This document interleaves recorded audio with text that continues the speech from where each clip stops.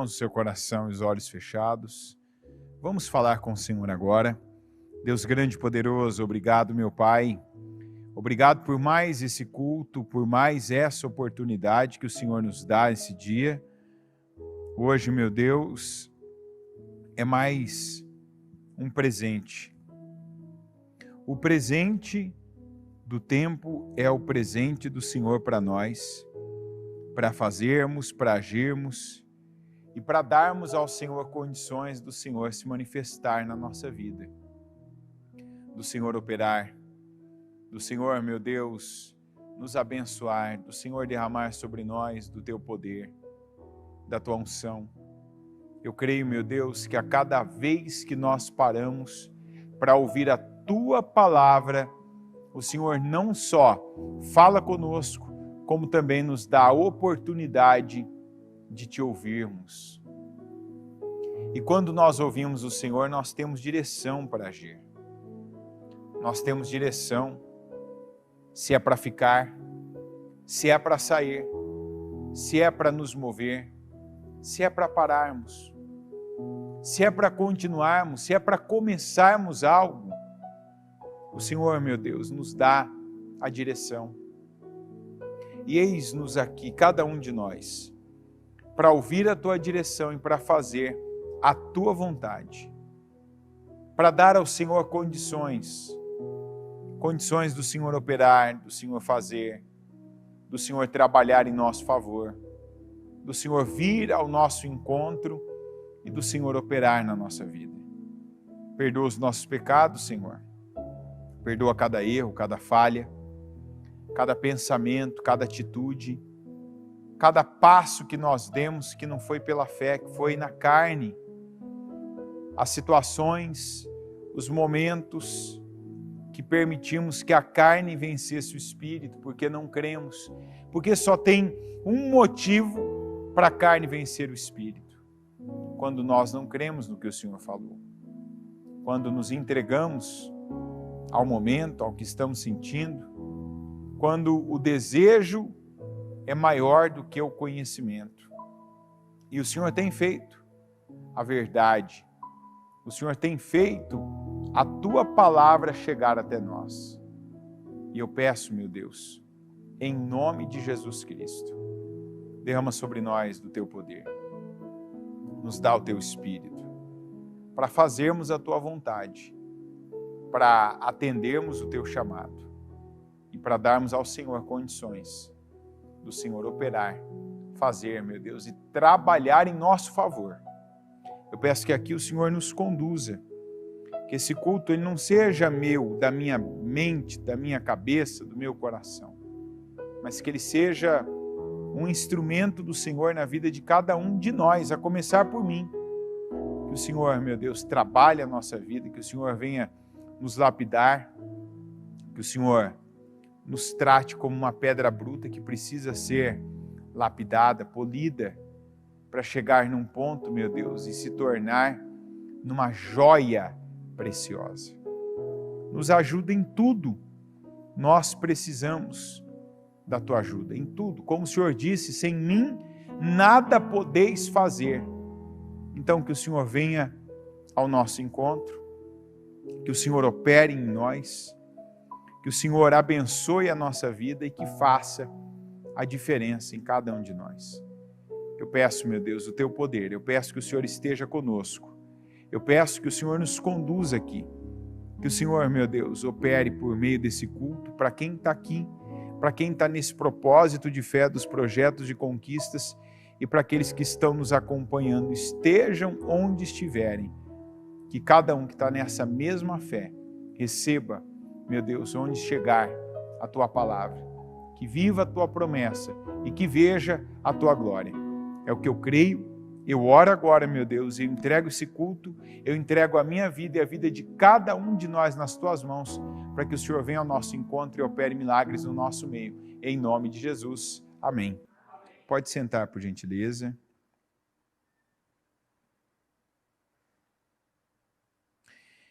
Vamos aqui para 1 Samuel 8, versículo 20.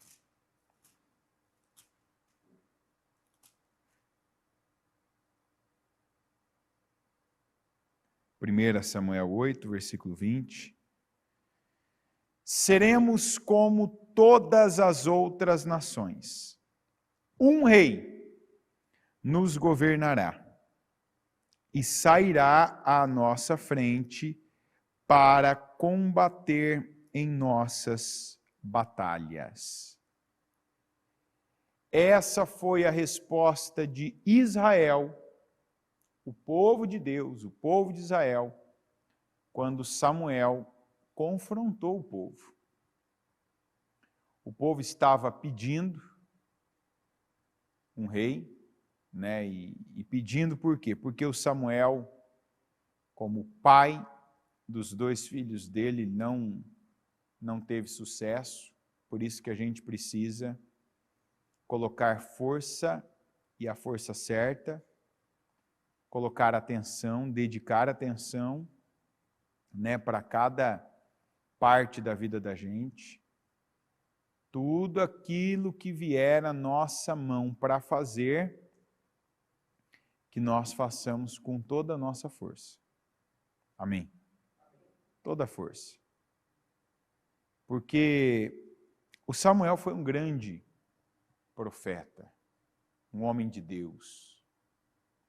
Um homem que já foi gerado por um milagre, né, depois de muitos anos que a mãe dele não engravidava, não tinha filhos, via a sua rival debochando, tripudiando dela, e quando ela se colocou, ela é uma prova, inclusive, a mãe dele é uma prova de que a área que ela não fortaleceu em Deus, diga, em Deus, a área que ela não fortaleceu em Deus foi a área que não prosperou na vida dela.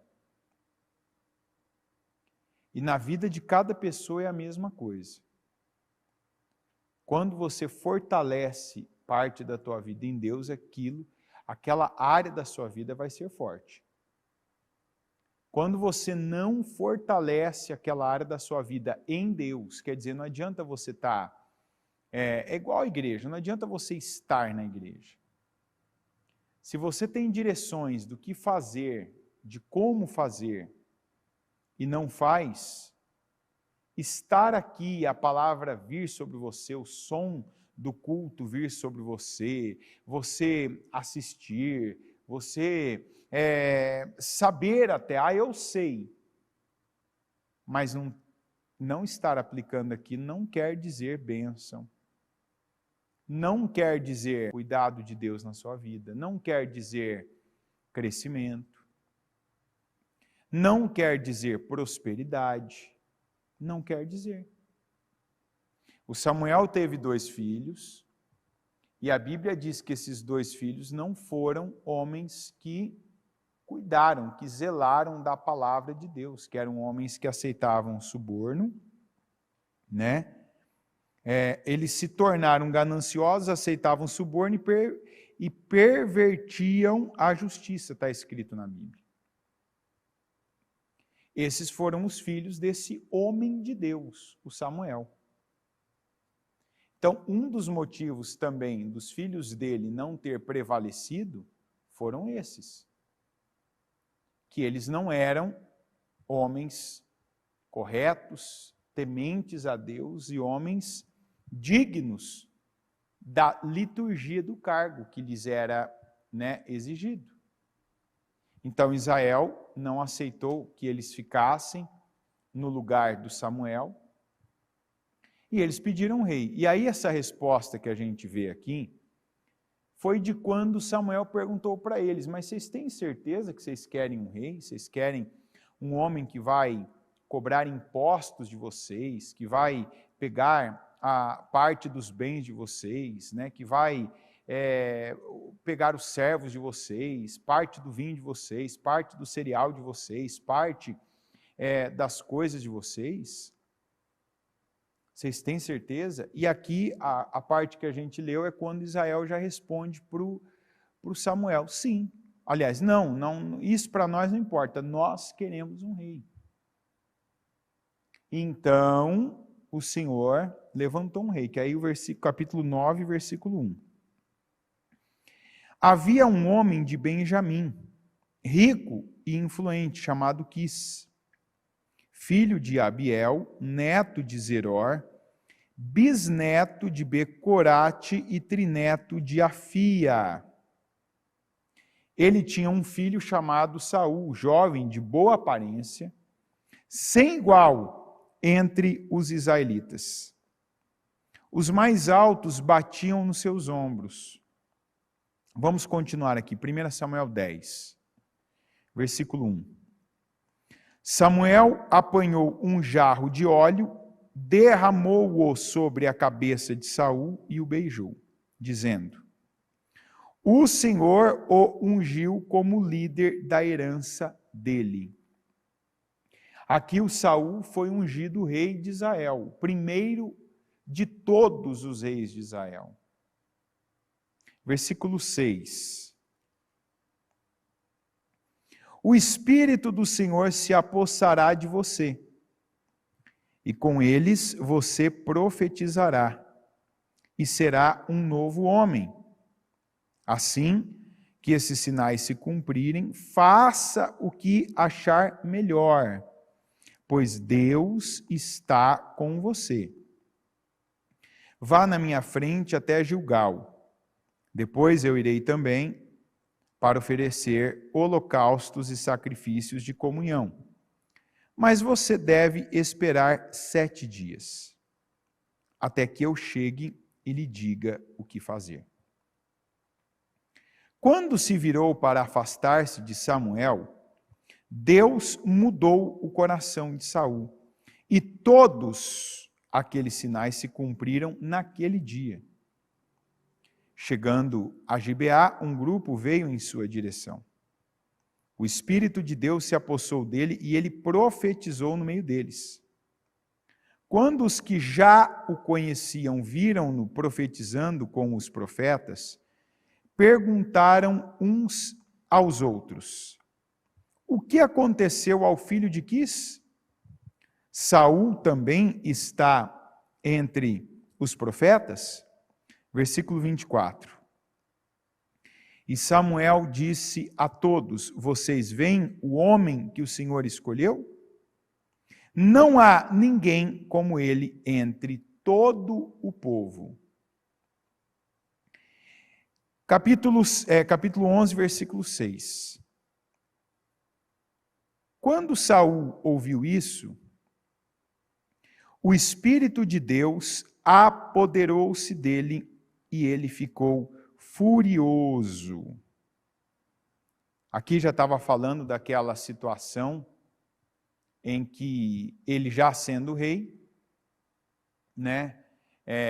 Primeiro, né, quando ele foi ungido, a Bíblia diz que ele era o mais bonito entre todos os homens de Israel, que não havia outro igual ele, e que ele era o mais alto, e que os mais altos, eles tinham a altura do seu ombro, quer dizer, eles batiam no seu ombro. Aqui eu falei hoje cedo ainda o seguinte: se eu fosse um headhunter, um dono de uma empresa para contratar uma pessoa, e eu fosse contratar o Saul, eu contrataria o Saul para ser um modelo para mim, para desfilar com as minhas roupas, para usar os meus calçados, para usar uma camisa. E eu creio que se eu fosse um agenciador, qualquer marca ia querer que o Saul, ele estampasse a sua grife, a sua marca, usasse a sua roupa, estivesse em algum ambiente, tirasse fotos. Mas se eu fosse uma pessoa para contratar um homem para produzir, para liderar, para me dar resultados, para fazer a diferença, eu não contrataria o Saul. Eu não escolheria o Saul como um funcionário de uma empresa minha. Eu não contrataria. E eu acredito que qualquer pessoa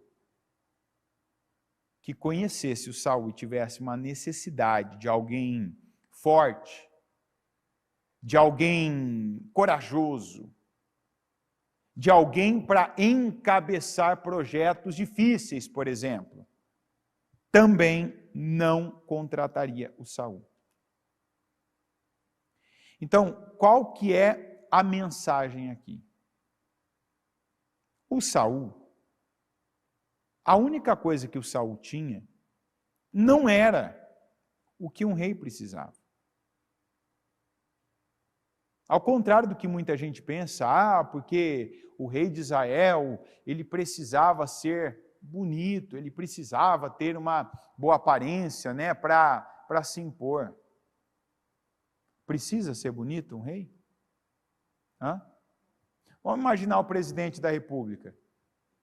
Você votaria num candidato mais bonito do que os outros só porque ele é mais bonito para governar o seu país? Hã? Não. Não votaria. Até porque, vamos falar a verdade, a gente já teve aqui por 2 mandatos, né? Lula e Dilma, e de beleza não é o forte deles. Mas o Saul foi escolhido. Aí, de repente, a gente se pergunta, por que o Saul foi escolhido? Por conta da beleza? Não. Nós vemos aqui que Deus mostrou, primeiro para ele, depois para as pessoas mais próximas dele, e depois para todo Israel, que Deus pode, né, fazer qualquer pessoa, uma pessoa destacada, uma pessoa que faz a diferença, uma pessoa que não vive aquela vidinha, no diminutivo mesmo, aquela vida à margem, aquela vida que mesmo que a pessoa tenha um ou outro atributo, seja só aquilo, mais do mesmo. Porque vamos lá, sendo mais alto e o mais bonito, o que isso fazia diferença na vida do Saul? Hã?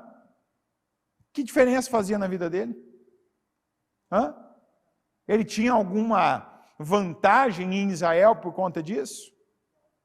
Ele era bem sucedido por causa disso? Não. Não era. Agora, vamos falar aqui, quando foi que o Saul começou a apontar, a vida dele começou a apontar para cima? Quando foi que ele começou a chamar a atenção? Quando aquela cabeleira dele assim era jogada para trás, ou ele fazia aquela pose, né? Era assim? Quando é que ele começou a chamar a atenção? Quando?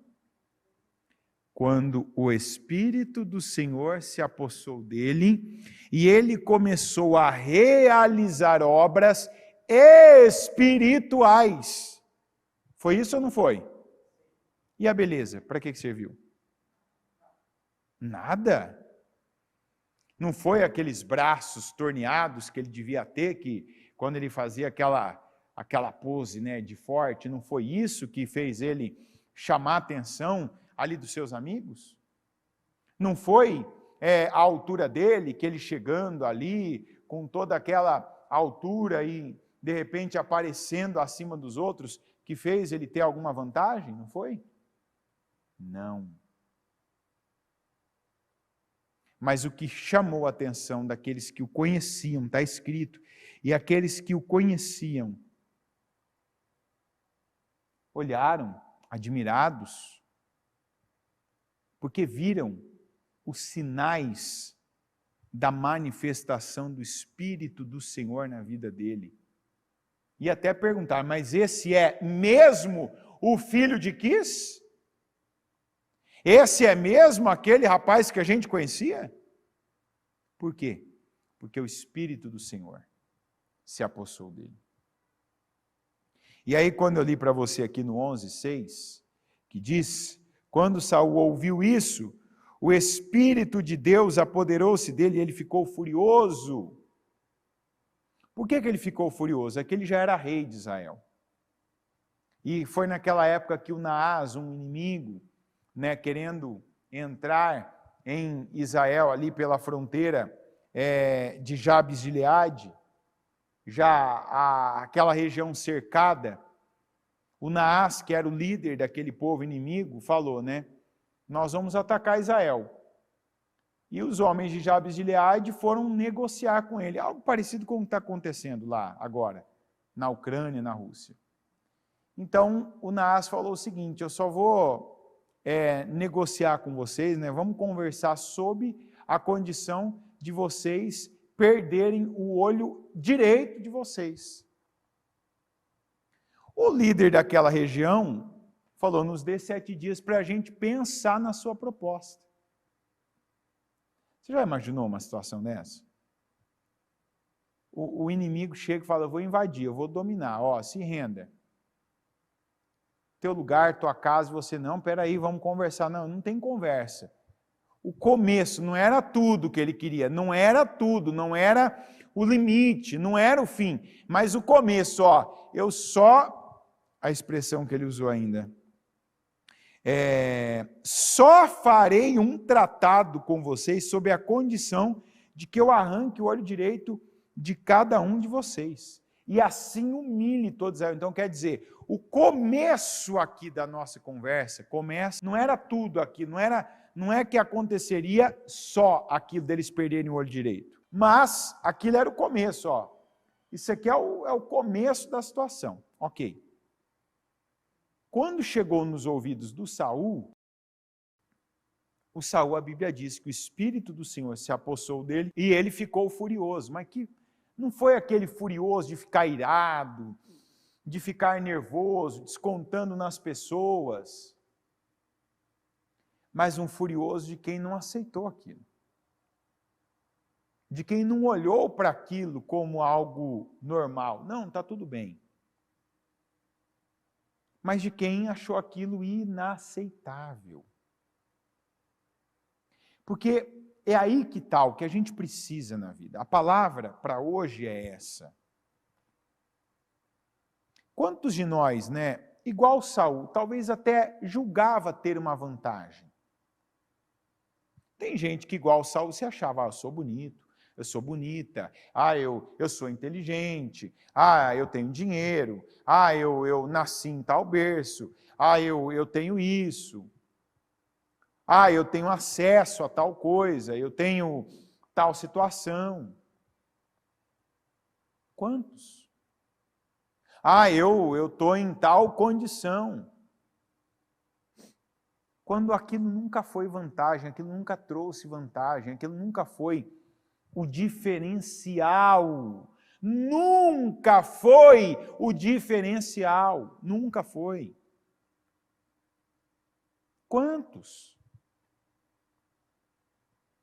E que agora tem toda a condição em Deus de viver a diferença, de serem dominados, conduzidos pelo Espírito de Deus, de serem pessoas que não vão mais agir na emoção, não vão mais contar com aquilo que sempre contaram, eu faço porque eu sou isso, eu faço porque eu tenho aquilo. Não, agora é no Senhor. E quando ele teve essa atitude aqui, não foi só ter ficado furioso, ele ter ficado revoltado, mas ele conduziu Israel para se livrar daquele inimigo, do Naás, de vencer aquele inimigo. Os homens, sem a liderança dele, estavam cogitando, já estavam sofrendo e se preparando mentalmente para entregar, para abrir mão do olho direito. O Saul, ali imbuído pelo Espírito do Senhor, ele em nenhum momento, em nenhum momento ele pensou sequer, ele cogitou aquilo. E não só pensou, porque quando uma pessoa é dominada, é conduzida pelo Espírito de Deus, ela não vai ficar no campo dos pensamentos. Ela não vai ficar apenas mentalizando, não, vai dar tudo certo. Essa situação aqui é inaceitável. Isso aqui eu não posso permitir. Não, ela vai agir. Ela vai pegar o que ela sabe e ela vai fazer o que ela sabe. Ela vai orar, ela vai declarar, ela vai se levantar da cama na situação que ela está vivendo. Ela não vai alimentar a pilha daquelas discussões que o diabo colocou ela no meio, no casamento, na família, no trabalho, na sociedade. Ela não vai ficar nesses contextos. Ela vai agir de forma, diga, espiritual. Não foi isso que o Saul fez? Quando Saul agiu de forma espiritual, e ele só agiu de forma espiritual porque ele estava possuído pelo Espírito do Senhor, o que ele fez deu certo. O que ele colocou a mão, ele foi bem sucedido. O que ele decidiu, aquela decisão, favoreceu a ele e a quem estava com ele. Aí nós vamos aqui para o capítulo 13. Capítulo 13, versículo 10. Eu vou ler do capítulo 5. Eu vou ler do versículo 5. Se vocês puderem colocar para mim, põe o 5. Eu falei do 10 em diante, põe o 5. 13, 5. Mesma tradução, tudo igual, só isso. Os filisteus reuniram-se para lutar contra Israel com 3.000 carros de guerra, 6.000 condutores de carros de tantos soldados quanto a areia da praia. Eles foram a Micmas, a leste de Bet-Aven, e lá acamparam. Quando os soldados de Israel viram que a situação era difícil e que o seu exército estava sendo muito pressionado, esconderam-se em cavernas e buracos, entre as rochas e em poços e cisternas. Alguns hebreus até atravessaram o Jordão para chegar à terra de Gade e de Gileade.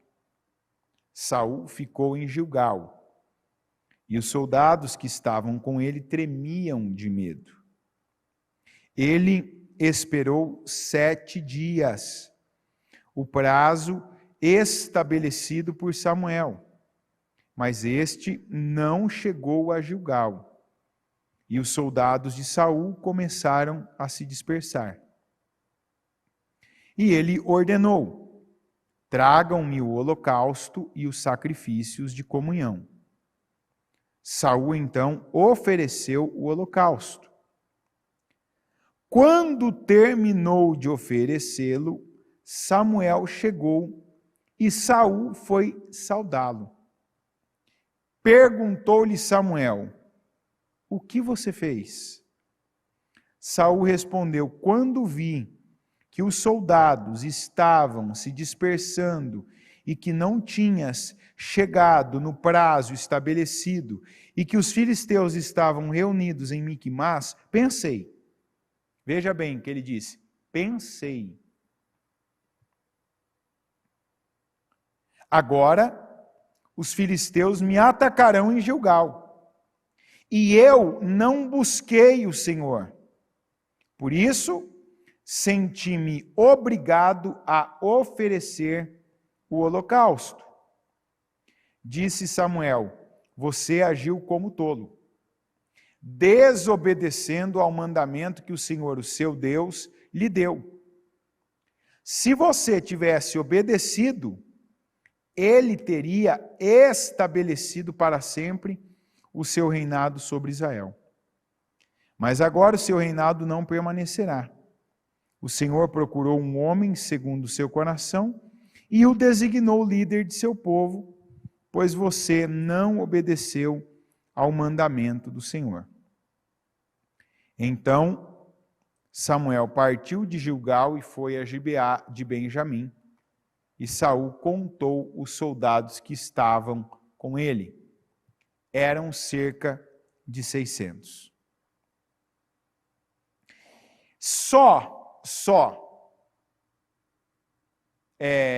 Os carros, né? só carros de guerra. Carro de guerra não é igual hoje, não é tanque que dirige sozinho, tá, gente? Carro de guerra precisa de piloto. É ou não é verdade? Só carro de guerra, os filisteus tinham 3.000. Isso aqui é só para mostrar para você que o Saul, qual foi a palavra que eu pedi para você repetir comigo durante toda essa leitura? Qual a palavra? Só uma. Qual? Não. Qual foi? Vocês vão ficar mais atentos nos meus cultos, né? Qual foi a palavra? Que eu disse, repita. Pensei. Pensei. Quem pensou? Saul. Qual que é a diferença do que a gente vê aqui ele dizendo, do que a Bíblia fala, do que aconteceu das outras vezes? Quem pensou? Saul. O que estava fazendo bem? O que estava fazendo a diferença para ele, para o povo que ele estava liderando? O que estava fazendo a diferença? Até diante dos seus conhecidos, seus amigos, o que estava fazendo a diferença? O Espírito do Senhor. Quando o Espírito do Senhor se apossava de Saul, Saul pensava bem ou não? Pensava. Inclusive quando o pensamento era ficar furioso. Não, está errado isso aqui. Isso aqui não pode, isso aqui é inaceitável. Vamos fazer, vamos lutar. Vou profetizar isso que é o que o Senhor vai fazer. Não tinha a ver com a situação, tinha a ver com Deus. Quando Saul foi pela cabeça dele, deu errado. E aí, por que eu te disse dos 600 soldados? Gente, a atitude dele não fez ele segurar ninguém. Ele não aumentou o número dele, porque pensei, os soldados estão me vendo, eu não ofereci sacrifício ao Senhor, eles vão embora, continuaram indo, ficou só 600. O Saul sem o Espírito do Senhor era mais um. Eu sem o Espírito do Senhor sou mais um. Você sem o Espírito do Senhor, você tomando e executando atitudes na carne, com a tua cabeça de sempre, com o mesmo, estou pensando isso, estou sentindo isso, é mais um. Não vai fazer diferença. E o que o diabo mais está fazendo em cada um de nós, na nossa vida, na nossa casa, na nossa família, no dia a dia, é nos distrair, para que a gente coloque firme o olhar nas coisas, nas pessoas, nos acontecimentos, nas notícias, porque assim a gente deixa de se voltar para Deus, de repetir Deus, repetir a palavra de Deus, repetir a mensagem que o Senhor nos trouxe.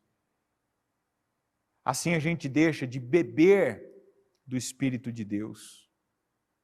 E quando a gente volta a ser apenas cada um de nós mesmos, dá nisso aqui. Até aquilo que você acredita que você está fazendo para te trazer vantagem, acaba, na verdade, te trazendo desvantagem. Até aquele movimento todo, esforço, luta, põe tempo, põe dinheiro, põe gente para te ajudar, não resolve. Tenta mostrar que está fazendo algo para Deus quando não é. É apenas aquela ideia de alguém ver, de pessoas verem. Quantas pessoas que até hoje fazem isso? Não oram porque creem, oram porque alguém, para poder dizer para alguém que orou. Não tem uma atitude espiritual.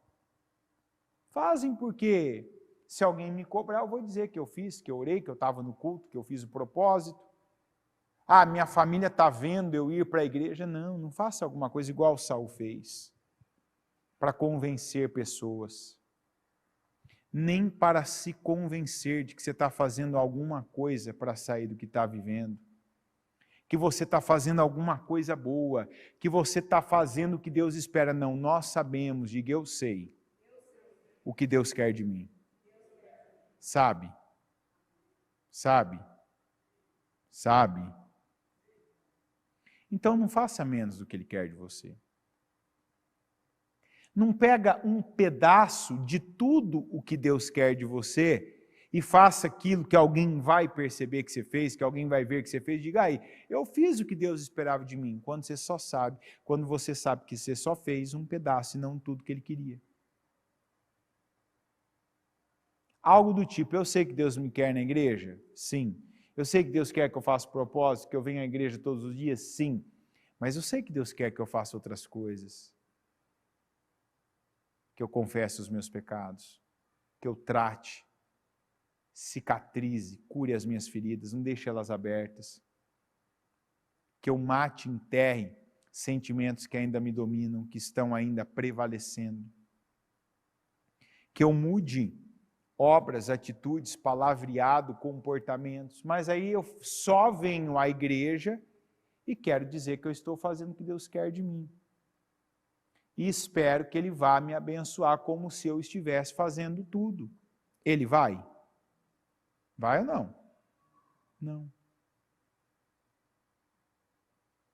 Esse oferecer o sacrifício de holocausto do Saul resolveu a situação dele? Não. Porque não era a palavra, não era a direção que ele tinha, tanto que não foi de Deus aquilo. Não foi de Deus.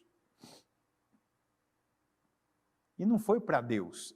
Essa história que ele contou para justificar. Porque não fez diferença, tanto que nem soldados ele conseguiu segurar muitos. 600 ali era nada. Não surtiu efeito. E eu posso afirmar para você que tem trocado o espiritual, a direção da palavra, a condução do Espírito Santo para alguma direção própria tua, por algum pensamento teu, não, eu estou pensando isso, vou fazer. Ah, eu estou sentindo isso, eu vou fazer. Não está funcionando. Observa, comprova, não está funcionando. Então muda, se entrega a Deus de uma vez. Eu vou fazer do jeito de Deus, Senhor, o que o Senhor quer de mim, eu vou dar ao Senhor. E não vai nessa de barganha, de fazer um negócio com Deus. Eu dou e depois eu paro. Não. Decida ter uma vida com Deus. Eu vou ter uma vida. Não, agora eu vou fazer do jeito de Deus. Eu vou deixar o Espírito do Senhor me conduzir, eu vou viver segundo a verdade, a palavra dele. E aí você olha para Saul, quando o Espírito se apossava dele, e ele fazia o que o Espírito determinava, quando ele dava os passos que o Senhor inspirava ele, dava certo. Quando ele ia pela cabeça dele, dava errado. Ele era reprovado por Deus e ele não tinha resultado aqui na terra, naquilo que as mãos dele estavam fazendo. A mesma coisa vale para mim e para você. Vá pela fé. Vá pela direção do Espírito. Vá pela palavra e não pela tua cabeça. Porque quem tem ido pela própria cabeça está provando o gosto do fel. Mas quem tem dado ouvidos à palavra, eu vou ouvir a palavra falou isso comigo, Deus está querendo isso de mim, eu dou, eu faço, eu entrego, eu obedeço, está provando a unção de 10 vezes mais. E é o que o Senhor tem para nós. Não vá pela sua cabeça, vá pelo Espírito. Na época era o Espírito do Senhor, era uma manifestação específica, única. Hoje é o Espírito Santo. Que o mesmo Espírito que estava em Jesus é o que habita em nós, quando nós cremos e a Ele nos entregamos. E é o que você deve fazer. Se entregar para que os pensamentos de Deus sejam os teus, para que a direção de Deus seja o teu caminho, e aí você tem os resultados que o Senhor tem para você. Amém? Coloque-se em pé, por gentileza. Pegue o seu propósito, coloque ele no seu coração.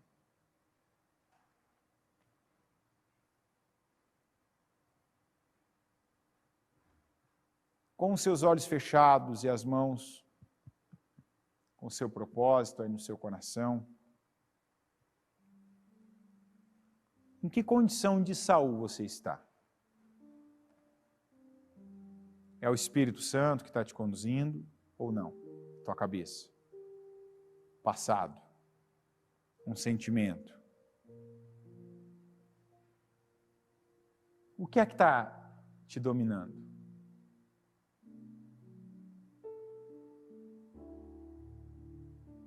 O que é que está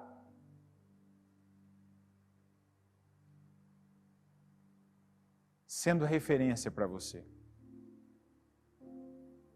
Eu não estou dizendo que ninguém aqui é tolo, estúpido, burro, não.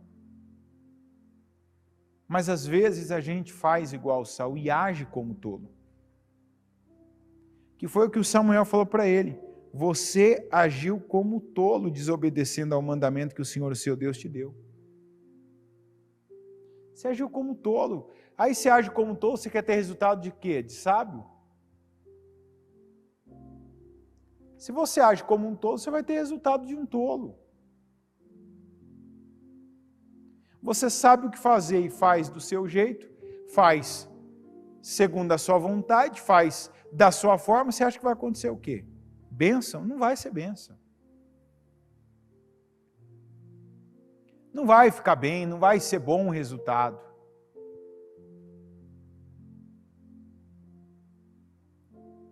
Você está indo pela sua cabeça agora, se volta para Deus. Senhor, fala comigo. Me dá a direção do que o Senhor tem comigo, do que o Senhor tem para mim. Me dá a direção do que o Senhor tem com a minha vida. Me dá a direção. Eu não quero mais que seja a minha mente viciada no pessimismo, no negativismo. Que não seja a minha mente já pendendo para essa direção, para essa atitude, não. Eu quero a bênção. E eu sei que a bênção está nos teus pensamentos. Pede para Deus agora, Senhor, eu quero os teus pensamentos aqui na minha mente. Me ajuda, Senhor, agora aqui a limpar os meus pensamentos, que não sejam os meus pensamentos que venham prevalecer, mas que sejam os teus.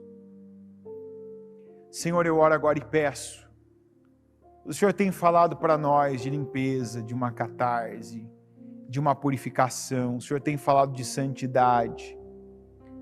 E quantos aqui ainda, meu Deus, até tiraram o pecado, tiraram atitudes, tiraram, meu Deus, comportamentos, mudaram, alteraram situações, posturas, mas não tiraram a maneira de decidir as coisas. Ainda tem sido os próprios pensamentos que estão decidindo a vida. E eu te peço, Senhor, ajuda cada um aqui. Ajuda essa pessoa agora, a mente dela a ser purificada. E não mais prevalecerem os pensamentos dela. A não mais, meu Deus, prevalecerem a vontade, a ideia dela. Não, Senhor. Mas a prevalecer os teus pensamentos para a vida dela. A prevalecer a tua vontade para a vida dela. Como por um tempo foi a vida, a escolha, a atitude do Saul. E ele foi muito bem sucedido. Ele foi abençoado e ele foi bênção na vida daquele povo. E eu oro, meu Deus, para que assim seja a nossa atitude, a nossa postura, que assim seja, meu Deus, a nossa fé, para que os nossos resultados, para que a nossa condição de vida seja abençoada.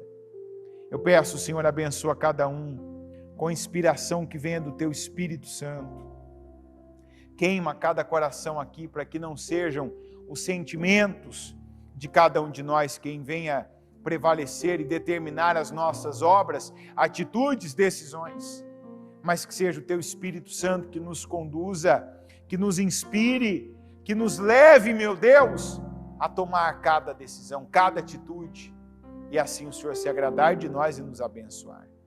Eu oro, Senhor, e eu consagro aqui cada projeto de conquista. Nós estamos nessa fé. Nós cremos, meu Deus, que o Senhor tem essa unção de 10 vezes mais, que o Senhor quer fazer e nos chamou para estar na tua casa todos os dias, para vivermos, meu Deus, essa unção, para recebermos, meu Pai, essa unção, para vivermos, meu Pai, segundo a tua glória, a tua vontade, não para termos uma vida marginalizada, mas uma vida próspera, abundante, uma vida digna, uma vida bem-sucedida, uma vida de bênção, uma vida de vitória. E eu declaro, meu Deus, que cada projeto que mais uma vez é colocado nas tuas mãos, cada projeto, meu Deus, que é colocado em oração diante do Senhor, e essa pessoa clama, pede, ela apresenta ao Senhor cada uma das firmes razões dela. Eu te peço, meu Deus, toca corações, salva cada nome que está escrito nesse projeto, desses familiares. Troca esses corações por novos, corações de carne, corações regenerados, não mais corações de pedra, corações quebrantados, que se voltam para o Senhor, que dão ouvidos à tua palavra. Cura as enfermidades, tira as doenças, tira o peso, a opressão, tira, meu Deus, a perturbação espiritual. Levanta essa pessoa no espírito, prospera a vida dela, coloca mais nas mãos dela, enriqueça, abençoa, levanta, meu Deus, como uma coluna, um Eliaquim, como, meu Deus, um esteio para a tua obra e para a tua casa. Eu declaro que se cumpra, meu Deus, cada projeto de conquista. Eu concordo com a materialização de cada um deles. Que o Senhor torne cada oração palpável, visível, concreta. Que aquilo que essa pessoa tenha fé, para cada dia, perseverando, meu Deus, pedir, buscar, bater na tua porta. Eu declaro, Senhor, responda a ela. Torna concreto. Realize essa obra na vida dela. E faça ela e todos que estão ao redor dela verem a tua glória. Verem que há diferença na vida do justo para a vida do ímpio. Inclusive a diferença que eles vejam de hoje, ela te servindo, te buscando, para quando ela não te servia. Eu tomo posse de vitórias, que cada um dos nossos inimigos caiam por terra, que o Senhor, meu Deus, os derrote. Nós não lutamos com armas, com força física, nós lutamos no Senhor, e essa é a nossa luta. A luta, meu Deus, da oração, do jejum, da perseverança, e eu declaro materializações, concretizações, vitórias. Eu concordo com cada oração e ligo cada uma, meu Deus, de conquista, de bênção, de vitória, de transformação e de milagres. Eu ligo cada uma aqui na terra para que todas sejam ligadas nos céus. Em nome de Jesus. Amém.